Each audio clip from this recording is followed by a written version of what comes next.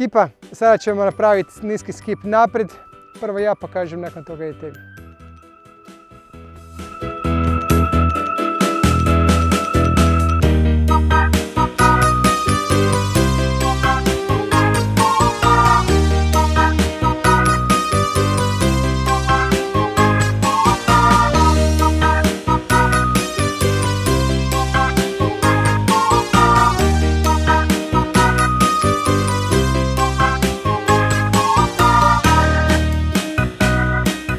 Ok ekipa, sada ćemo raditi start iz različitih pozicija.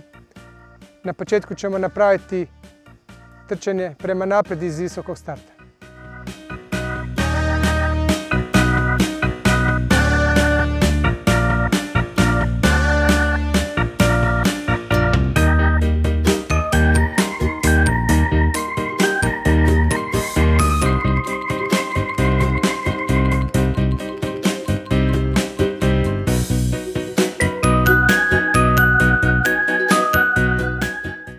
Ekipa, sada ćemo napraviti trčanje naprijed iz sjedećeg položaja.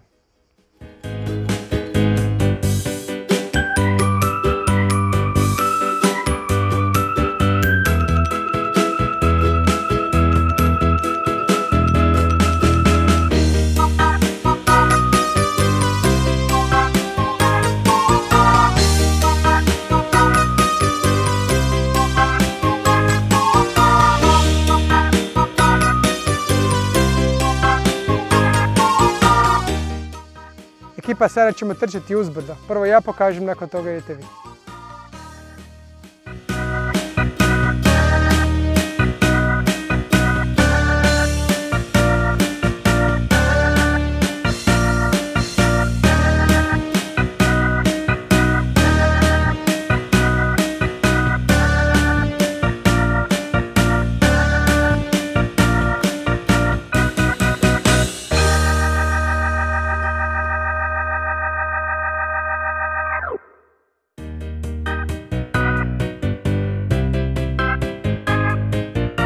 Ekipa, sada ćemo trčati nizbrdo. Prvo ja pokažem, nakon toga vi. Može?